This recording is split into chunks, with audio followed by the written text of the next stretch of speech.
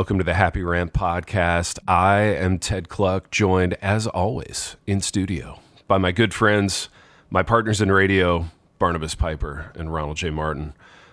Boys, we have two sponsors in the boat right now. It's good to be us. It's good to be the Rant for a lot of reasons. But Pipe, why don't you tell us about our business partners for this week?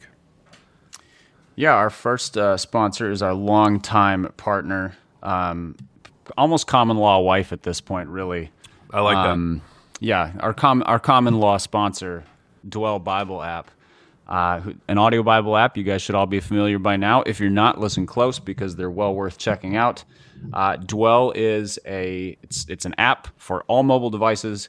They have multiple narrators, multiple listening plans, multiple Bible versions, really any way to help you listen through Scripture that fits in your life, the margins of your life, making it a key part of your devotions, whatever it is. They also have special offers for Happy Rant listeners. So if you go to the link dwellapp.io/happyrant, dwellapp.io/happyrant, they are offering a 10% discount off their annual subscription. So that comes out to about $3 a month, very inexpensive, or a 33% discount off their lifetime subscription, which is that would be just under $100. So it might seem a little pricey up front, but basically you pay for this and you have access to Dwell in perpetuity as they add features, continue to build out their all of their plans, and they're doing that constantly. Since we started with them, they've built out a ton and continue to develop more. So encourage you to check that out. Again, it's dwellapp.io/happyrant. We occasionally post this to social media. You can also find the link in the show notes at happyrantpodcast.com. Or happyrant.com. Our other sponsor is the CSB Bible. So that is... it's a Bible version that is put out by Lifeway, so it's part of the Lifeway family, and a really good, accurate, easy to read Bible translation. And we particularly want to highlight the Ancient Faith Study Bible today. So that is it's a study Bible that pulls in writings, notes, and words from church fathers, and then the first 3 or 4 centuries of the church. So not the stuff you usually get in a study Bible. Usually it's modern scholars or a key pastor, or we've talked about the Spurgeon Study Bible. This is church fathers oriented. So how did we get the doctrines that we have now? How did they see Scripture? If you go to lifeway.com, the Ancient Faith Study Bible is 50% off for the month of February with no discount code needed. So you just go, you find the one you want. They have different covers and all that. Lifeway.com. Search Ancient Faith Study Bible. They're all 50% off. We've also highlighted in previous weeks a couple different discount codes. Those are in the show notes as well. I'm not going to repeat them because they're long and complicated, but they were on the Christian Standard commentaries, the Christian Standard Bible notebooks, and then we've also talked about the verse-by-verse Bible, which is 40% off for February. So if you go to lifeway.com, you can get Bibles at a discount. You see our show notes for those coupon codes. Check it out. I've been using the CSB for a couple years, just in my personal reading, and really enjoy it. So I encourage you to check that out and get those discounts. Piper, incredible promo work, as always. And I know I speak for Ronald in saying that we don't take that for granted. Every week, especially these weeks where there's 2 sponsors, you're doing the Lord's work there, Pipe, and doing a good job. And boys, just to clarify, that's because we are certain that the Lord's work is capitalistic, and if we have one conviction on this show, it's that God wants us to be rich. So, as Joel Osteen taught me, the Lord's work is making me wealthy and making all my dreams come true. So, in a way, you could say that. Pipe, Ronald, little bit of a downer pre-show production meeting this morning. I sense that the mood is a little bit lower than it's been in the past. It could be that we're recording this very early in the morning because we are day crushers. We get up earlier than everyone else so that we can crush our days. I don't know, but maybe the mood is tackling something a bit more serious. You guys mentioned maybe talking about the Ravi Zacharias thing. And you're going to have to bring me up to speed on that. I know it's bad, and I know it has to do with something sexual, but that's all I know about it. So maybe I can get like a like a little 2-minute Cliff Notes, and we can see what we want to talk about on that one. Yeah, it's normally on the podcast we love to yuck it up about things, and that's kind of the tone. And there's not really a way to do that about the whole Ravi thing, but I think it's probably worth discussing at some level. The flyover version is that Ravi Zacharias passed away in 2020, and at the time of his death, there were quite a few accusations that came out about sexual misconduct, reports of him having owned or co-owned a couple different massage parlors. And, you can kind of imagine all the things that would have happened there. And then accusations dating back, I think, to as far back as 2017 is when they were on record. And then to compound matters, kind of his falsification of responses and denying the claims and really making the accusers look like they were lying and shaming him and kind of living on his reputation as this godly leader. The leadership at the ministry hired an outside firm to do an independent investigation, kind of gave them full leeway. And the findings were worse than anybody imagined in terms of the extent of his sexual misconduct, mistreatment of women, etc. And I mean, it's just it. I don't know if it's the most egregious in recent days, but it hits really hard because he was such a standard bearer for Christian apologetics, Christian faith, and was perceived to be a man of biblical character. I don't want to start comparing people per se, but there are some leaders who fall and you're like, yeah, that seemed kind of obvious, like sure. they were marrying themselves to fame and money and other things that, kind of pull people away from the truth. And he didn't give off that vibe. So, and he just had so many beloved followers for whom he was really instrumental in building their faith and helping them learn how to defend the faith and really understand scripture and all these things. And so I think the fallout of this is going to be pretty heinous. Yeah, man. Thanks for that. That's helpful.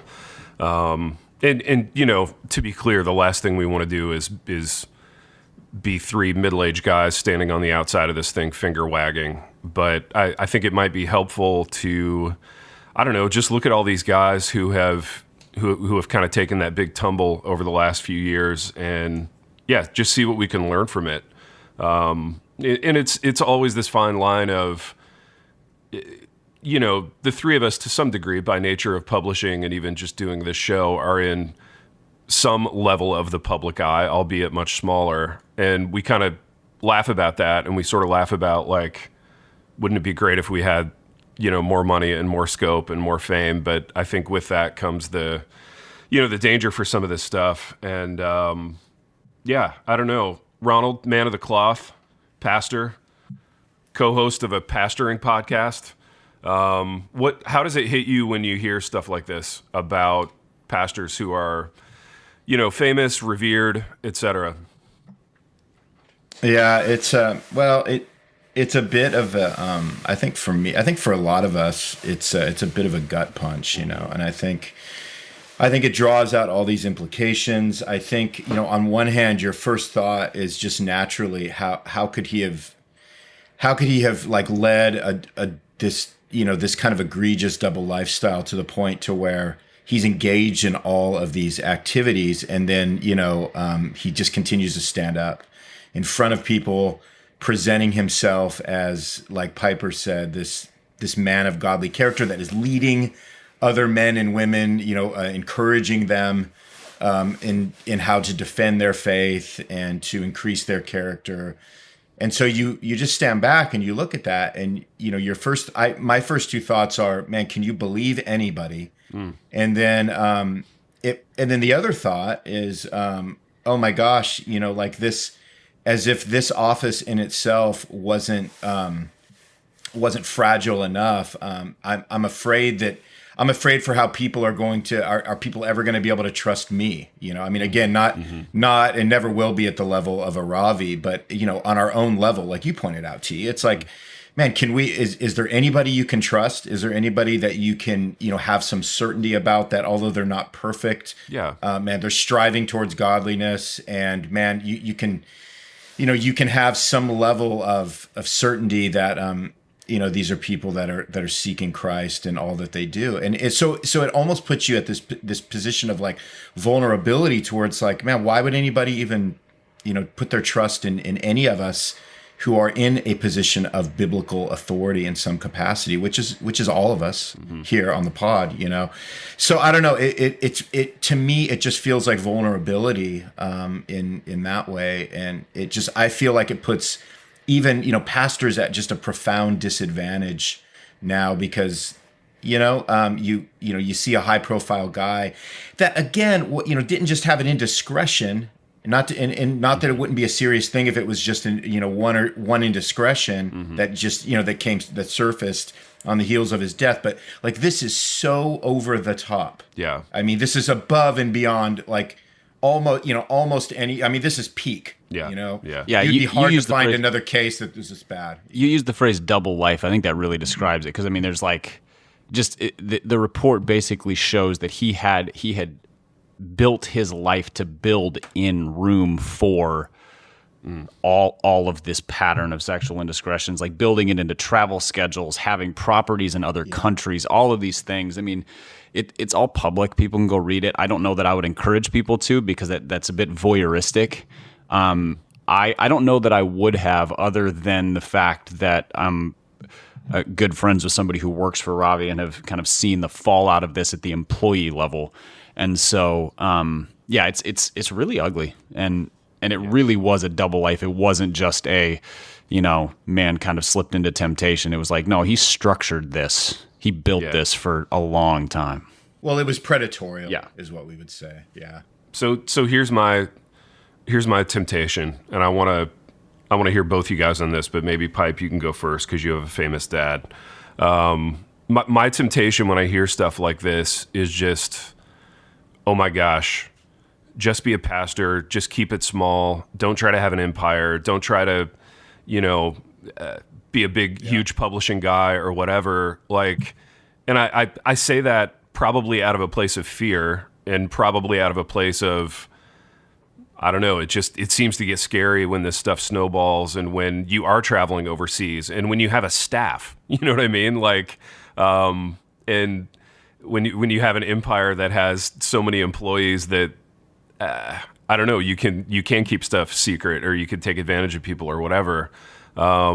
But so I'm sure that's not coming entirely from a place of fully trusting God with stuff. So I don't know. That's my knee-jerk response to it, I guess. And Piper, your dad, by God's grace, has seemed to handle this well, but also not have an empire. When I think of John Piper, I don't think of him as someone with a huge company or an empire or whatever. So speak to that a little bit, if you would.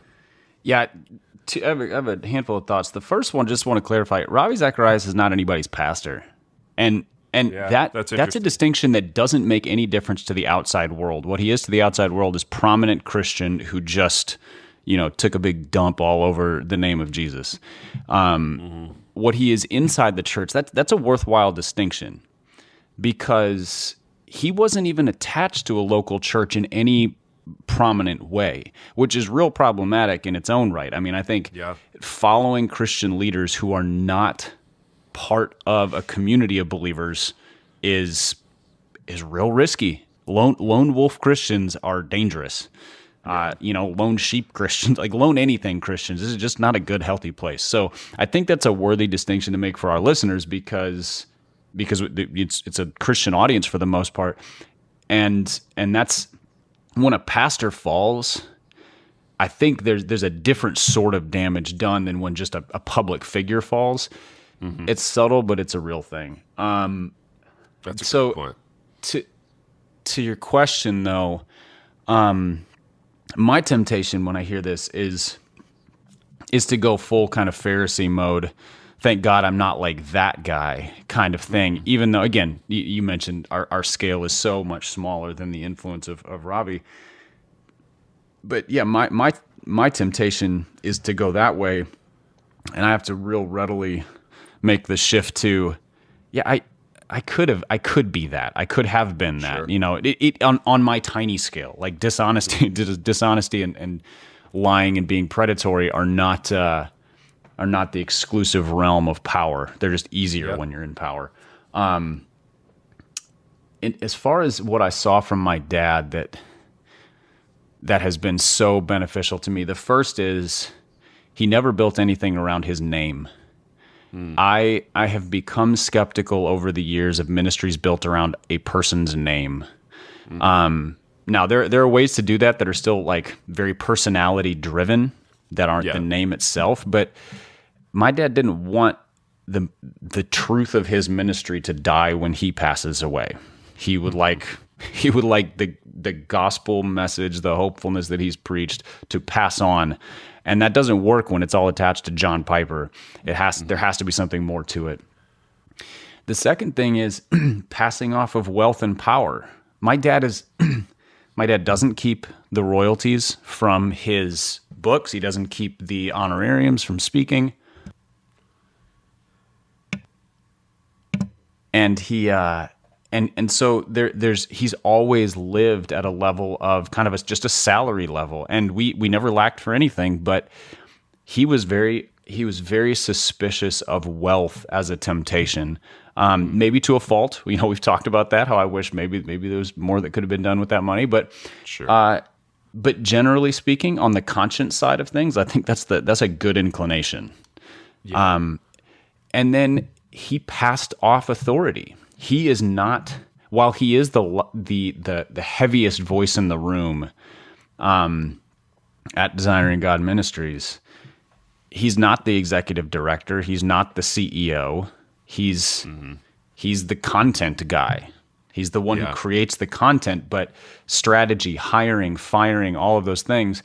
And then just at the personal integrity level, he made it a point to be visible, to travel with his assistant has always been a male who could travel with him and could, there's sort of a visible accountability for his time, his, all of that. And again, there's room for sin anywhere, but there were steps taken to avoid the appearance of evil as well as just avoid falling into sin. But ultimately, the thing that I saw from my dad more than that, I have no idea, I'm sure it wasn't the case for these guys who have fallen, is the man would lock himself in his office to spend time with the Lord with rigor. Like, he just didn't play around with it, and there were no. And I'm certain that it wasn't always fruitful and good, because sometimes we just beat our heads against the Bible, but he just didn't mess around with it. That was always a priority. And it was the only time when I ever thought I shouldn't interrupt him. Like, he was always kind of come on in, talk to me. But in the morning when that door was shut, it was like, nope, this is Dad's time with God, and I can wait 30 minutes or whatever it is. Yeah. And so I think that's just it sounds so simple, but it's probably the most common characteristic of these guys falling, is that part of their life just dissolved. They stopped prioritizing their time with the Lord, and they replaced it with strategy, with writing, with content creation, with whatever. And they just became worldly CEOs. Yeah, man, that's so good. You said like a dozen things in there that are phenomenal and really helpful and really, quite frankly, convicting, and I think when you get busier, when you have more people who quote unquote need you, it's so easy to just think of yourself as something more than what you actually are, which is someone who's dependent on the grace of the Lord day by day. And these things they're at one level very hard to talk about, but on another level, it's a good reset. It's just a mental reset where you realize, far be it for me to finger wag about this, because I've been, again, on a much smaller scale, chasing the same things. Baby, what do you have to add to that? Yeah, I don't know. I think it was so well said. There's something in our hearts that kind of pushes back against accountability, and so it sounds like what John did all those years is recognize in his own heart the dangers that potentially lied there. And he took all of these steps to make sure that he had things in place around him that could help prevent him from leaning into those weaknesses. Because we all like we all have those weaknesses, you know. And again, they all go to scale, right? And I think just recognize, having the humility. It goes back to humility for me. So having the humility to recognize I am weak. I'm a weak man, and I need to have people and I need to have systems in place to, at the very least, keep me at a level of purity so that my ministry continues to have a level of character in it that needs to drive it. I just think that's so good. But I think that's a humbling thing. And I think when you have so many people around you telling you how great you are, and you see just the forward momentum and the upward mobility that it creates, and all the money and all the people that are, just continue to be affected in a positive way by the words you say, the temptation is that you become untouchable. And again, when you start believing your own hype, you lose that sense of humility that needs to be at the heart of a ministry. And so it sounds like John, and again, the people we see that have been able to avoid what Ravi didn't avoid, just they have people and systems put into place because they know their weaknesses. Mm-hmm. Yeah, so that's really good. And something you said toward the beginning of that raised another question for me. So in a world that's completely at odds with humility, like there are very few things in our culture in 2021 that are pro humility, and in fact it would be easy to go through each day and never think about that. Like, how do you, and you guys can both answer this, how do you contend for humility? Like, how do you plan for it? How do you strive for it in a culture that's completely at odds with it or has no interest in it? Does that make sense? Yeah, I think there's only one way to do it that I've found that is, I don't want to say that's successful, but that's real, and it has to be humility against the background of biblical reality and biblical truth. So, and I don't mean the self-flagellation aspect of like, oh, I'm so terrible, but as much as what did Christ do for me, and am I anything outside of that? Mm-hmm. Because if I've ever written a word or said a word that has been beneficial to anybody, that's a miracle. Yeah. So I don't get to take credit for that. I get to. Mm-hmm. I should be thankful that I have had the opportunity, thankful for the communication skills, the road that the Lord has led me on. But there is simply no room for me to pat myself on the back for having accomplished anything. And I mean, people have different stories. My story is so full of landmines that I just cannonballed onto willingly, that God has then kind of patched me back together from, that I would be a moron not to just think, oh, I don't have any business. Anytime I get a speaking engagement, anytime we get a compliment on this podcast, anytime somebody says one of your books was helpful, that feels like, I don't know, it feels like the sun coming out at midnight sort of level of miracle to me, because none of it exists outside of what Christ has done. And I don't know another way. I mean, there's the constant day-to-day battle of putting other people first and things like that that bucks against human instinct. But it's all against the backdrop of I really would be a hot mess at best outside of the work of Christ. Yeah, don't you think too? There's a real argument to be made for vibrant local church ministry, membership, like really, really, really striving to be known and to know other people at a pretty intimate level, which can sometimes be tougher for guys, I think. And I tell you though, like I'm so grateful for it. I'm grateful for what we have in our church here, and I think so. One of the things I've seen over the last decade of just writing and doing this show, and getting emails, because I think I'm like the accessible one. I'm like the fat Backstreet Boy. You know what I mean?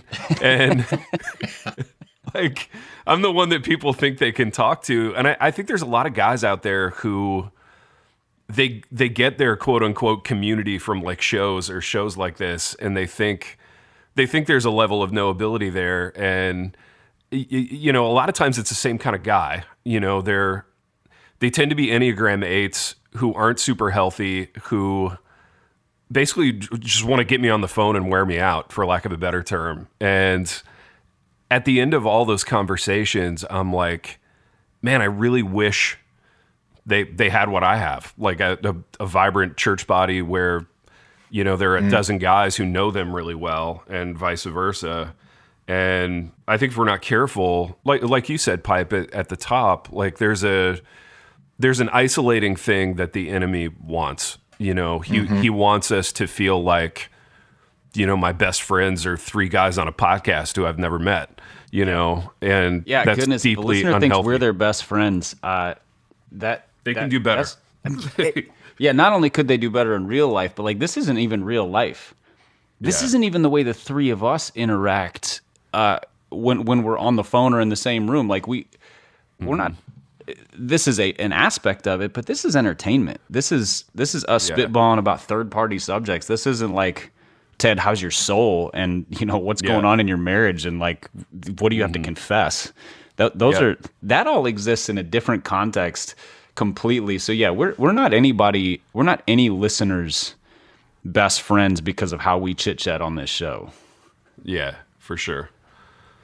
Baby, additional thoughts? I kind of hijacked it after Pipe talked.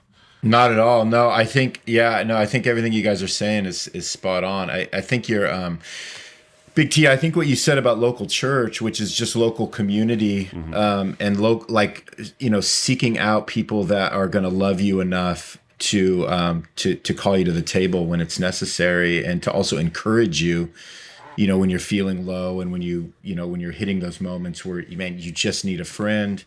Man, we have to like be intentional about seeking that out, right? That doesn't always just come to us, you know, and especially in the day and age that we're living in, we really have to go after it. And thankfully, I think we're all in places where that's happening. And I don't think we can undervalue that. You know, man, we have to have men in our lives. We can have, you know, spouses in our lives. We have to have people in our lives that are really, you know, constantly trying to surface what it is that's stirring in our hearts and souls, and we have to be intentional about that. We have to desire more of that kind of exposure, because we're susceptible to everything that Ravi has been susceptible to. Everybody is on a different scale. Yeah. And so recognizing that and pursuing that is a way in which we live more humble lives, I think. Yeah, that's good. And I think too, there's an aspect of this that maybe you guys can speak to better than me, differently than me, more than me, because you're men of the cloth, but you're also just geared differently as people. I don't think I've ever wanted power. Like I have wanted adulation. Like I want people to love what I do and love me and tell me about it. And I'm very, very susceptible to that. But I think with somebody like Ravi, or somebody who's an empire builder per se, there's a desire for power there that I just can't relate to, like a desire for influence that maybe even it starts in a good place. You know, maybe it starts in a place of, well, I know that I can do helpful things for people or whatever. Can you guys speak to that? Like just the desire to lead. I guess I never really wanted that. Ronnie, why don't you take this one? I'd love to hear what you have to say, especially just, I mean, I'm happy to respond. I just love to hear because you came to a place of pastoral leadership so differently than I did, and out of a context of like, you were an independent, you know, creator, and then moved into the ministry. That's a pretty different role. Like I moved out of management. It's different. So I'd love to hear what you have to say. So T, can you just reframe the question? Yeah, I guess I want to understand the mindset of people who want to be in charge of stuff, like who want to build empires, because I can't get there. Like I can't imagine how that would be fun or good or whatever. I have plenty of my own hang-ups for sure. I mean, wanting to be loved, wanting to be told that I'm great, et cetera, et cetera. Yeah. But yeah, just that desire to like be in charge of stuff. I don't get it. You know, it's so funny you say that, because I think we come at it in some different ways, which you basically said at the beginning of the question. And I think, I come at things in the sense that I just like to create things. Yeah. And I like to make things, create things, start things. So by virtue of that, it puts me into, in some cases, it defaults me into the role of a leader if I'm the one leading the charge. It also makes it so that I want to lead so that I can create something that is important to me or that is valuable to me. And so I approach it not so much from the standpoint of needing to, kind of run the planet, as much as I have a vision for things, and the way in which I can, best see that vision, maybe explored and then come to fruition is I have to lead it. And so, again, that would just be more my personality, because, man, just the burden of leadership. Like, so if you looked at my church context, and I hope this doesn't sound like a pat on the back or anything, but like in terms of me as a lead pastor, man, I have no problem with delegating, with bringing people to the table and saying, hey, man, I would love for you just to make the decisions on this, especially when it comes down to more the technical aspects of ministry and those types of things. I don't struggle with that. I don't have to take ownership over everything. In fact, I supremely dislike that. For me, it's just, man, there's certain parts of it that I take ownership over, that I believe I have to, and I want to lead in as much as I feel like God has just given me a heart for that particular aspect of the ministry. But man, I just like to create. I like to make things. I like to communicate things. And so it's the conduit. Leadership is the conduit to be able to do that, much more than just somebody who is power hungry, who is insecure, who just needs to, have everybody sort of exist on this tier below them, because they actually have a bunch of other deeper, less formed issues in them that need to be surfaced and worked out, if that makes sense. Yeah, definitely. That's good. Pipe, anything to add to that? Yeah, I think I probably arrived at leadership. It was kind of a resistance to it for me, honestly, because I probably, because I saw what my dad had to do as a leader. Just up close, the burdens of leadership, and because he sort of eschewed all the trappings of leadership, I wasn't weighing against like, oh, there's so much glory and wealth in this, and then there's also this downside. So how do we weigh these? It was mostly just like, oh, being a good leader means like you just take it on the chin constantly, and you bear the burden for people, and you have the late nights and the early mornings, and hours in prayer and all of these different things. And I was like, well, I don't want to do that. I'm going to try other things first. But I also think that if God has something in mind for you, he's going to get you there eventually. And so between a propensity to lead, I found myself at the front of most rooms I was in, kind of gravitating towards that spot. And then eventually getting to a place of recognizing the calling to be in ministry. I think calling's a big piece of it in vocational ministry. But yeah, for me, it was not, I have no desire to build an empire, and I'm probably almost negatively skeptical of that, where when people with really righteous motives talk about building and growth and really kind of pursuing and chasing, I get uncomfortable because I've seen the negative of that. And when there's actually a really good place for that. And so I would say I would fall more into the category of reluctant leader than empire builder, because I've seen the ugliness enough. Oh, most definitely. And I agree with that. Like, I'm 100% skeptical of somebody who runs into a room screaming, I'm a leader, I'm a leader, I'm a leader. I mean, typically that person can't lead their way out of a wet paper bag, and they have no one following them. And you guys probably see that in your churches, and we do too, just Yeah, those are the people you're most skeptical of. And most afraid of, honestly. And most afraid of, and most cautious about ever, putting them into positions of leadership. Which makes it a little that makes it a little tricky. I really struggle to know what to do with the verse when Paul says it is it's a good thing to aspire to eldership or to leadership. Yeah. Because I was like, not in my life, it's not. My aspiration felt prideful for or that there was just such a blend there. But like that's the Bible saying that it is a good thing. So yes, we all have that sort of cringe skepticism of those people who charge up and announce they're the leader. But there's also a sense in which aspiring to leadership is a thing we should do in the right frame of heart and mind. And that's a hard thing to sort out. Like I couldn't sort it out in my own life very well. Mm-hmm. I think, no, that's really good, Pipe. I think how I've always read that is to aspire to the character that Scripture lays out in terms of what needs to form a leader's heart. So if we look at all the qualifications for elder, man, that's a good thing to aspire to that level of character. I mean, you should want to aspire to that. And by virtue of somebody who aspires to that and tries to live that out, by virtue of that, they're going to be a leader that you want overseeing the church, for sure. Well, and because there's, and aspiring to leadership in the church especially, but really anywhere if you're going to be a good leader, is aspiring to bearing burdens and serving others. It is influence and platform are not leadership. Right. They're just being loud. They're being catchy. There are a lot of things. I mean, every one-hit wonder in history was an influencer for that summer. That song was influential for those 3 months of my life. But they didn't lead anything. They didn't lead a cultural change. Every person who's ever led anything meaningful has scars from it, and like they're the gnarled ones from bearing those burdens.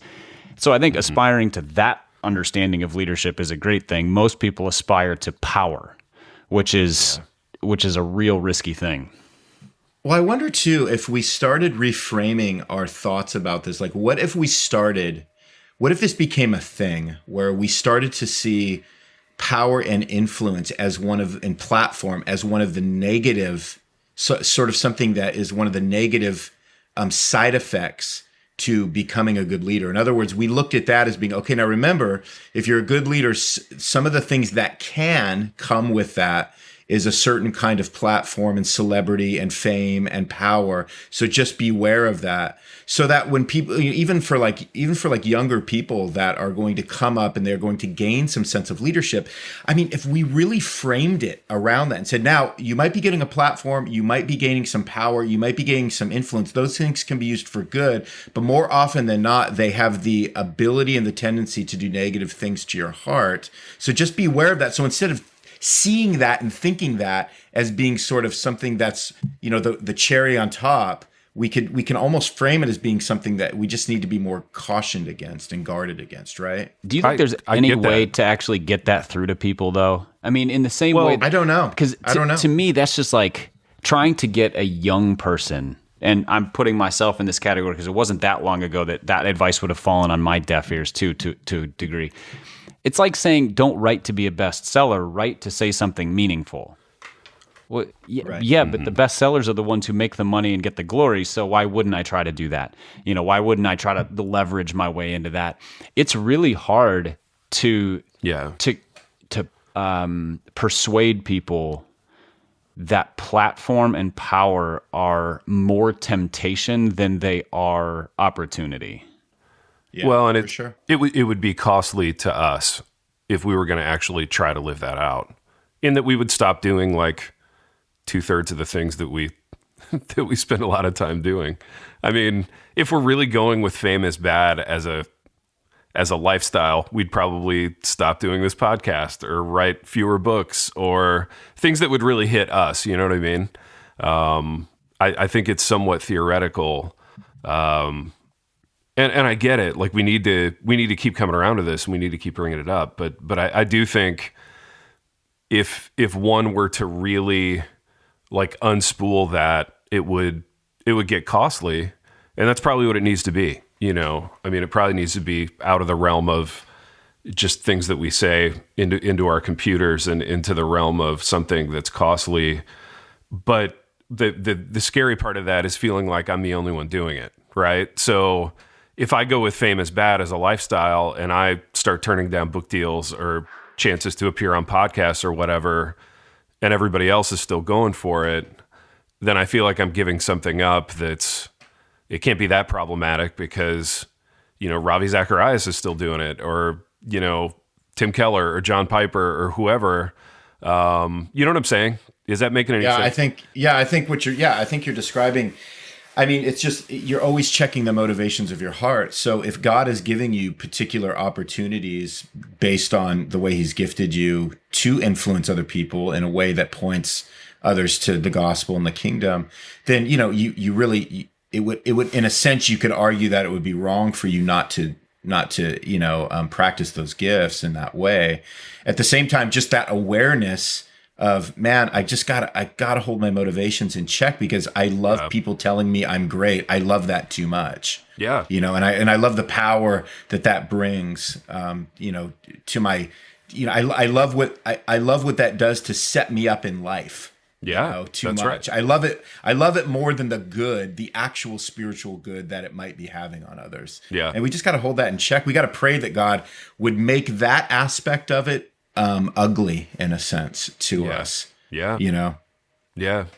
Yeah, and it's certainly ugly when we see it in other people, but it's like decidedly less ugly when we see it in ourselves, which is the problem, Correct. Like, I'll be the one who can handle, being able to do all this stuff. And some people are, very few to bring it out a little bit, right? Some people have a personality. You see this with artists. There are some artists that they enjoy, they enjoy the power and the fame and the influence that comes with the art that they make. And then you really do have this other personality that's like, I truly just want to do what I'm doing. And I don't need to talk to people about it. And in fact, I don't like it when all eyes are on me. It's a personality thing more than anything else. Mm-hmm. What they would say is, hey, it's great that a large number of people enjoy my work because it allows me to keep doing it. Mm-hmm. But in terms of me, like just getting, deriving all of the satisfaction from being in the public eye, some people just don't even like that, I think it's safe to say that none of us have that personality, but I wish I did. That's probably true. Yeah. Yeah, boys, this is. Go ahead, Pipe. I was just gonna one last thought. We're just in hearing you guys talk about the whole sort of eschewing and pushing away and stiff arming fame thing. It really does seem to circle back around to something you said earlier, Ted, which is the necessity of the investment in the local church. Because if we took the leaders seriously who God had planted right in front of us, so our pastors, our elders, our deacon, whatever your church polity is, priests, your small group leaders, these are the people who you're looking to versus the celebrity. It reframes everything because then the voice of John Piper is just a voice of, he's a theological mouthpiece who God is using, but he's not like your pastor. You're not looking to him to follow him. You're benefiting from what he has to say. You're following your pastor. And that's been a significant shift for me in the last 10 years, was a realization that being invested in podcast preaching and what is the latest big bestseller from a Christian so-and-so was really detrimental to my understanding of leadership, of humility, of all those things. And when I decided I'm just going to invest in my church, wherever that is, as my primary, it reframed a lot of that, and it's so relaxing. It's so relaxing to go, well, I guess I'll just talk to my pastor about this, or I'll be in community with my small group, my friends through church. There's just not the burden of chasing and pride. I mean, there's still a temptation there, but it really does reframe things. You have to come back to it regularly. But that local church aspect is so important. Yeah, man, that's really good. That's so true, and a great word to end on. Boys, we've done what we almost never do on this podcast, which is talk about one serious thing for 45 minutes. But no, it felt good, and I'm glad we did it this way, boys. And until next time. The Happy Rant is brought to you by Resonate Recordings. If If you go to resonaterecordings.com, you can see the full range of services they offer. So if you're considering starting a podcast, they are the ones we recommend going with. Again, go to resonaterecordings.com to see their prices, to connect with them and ask any questions, and to see what they can do to help you launch, edit, master, and improve your podcast. Again, go to resonaterecordings.com to see what they can do to help you launch and improve your podcast.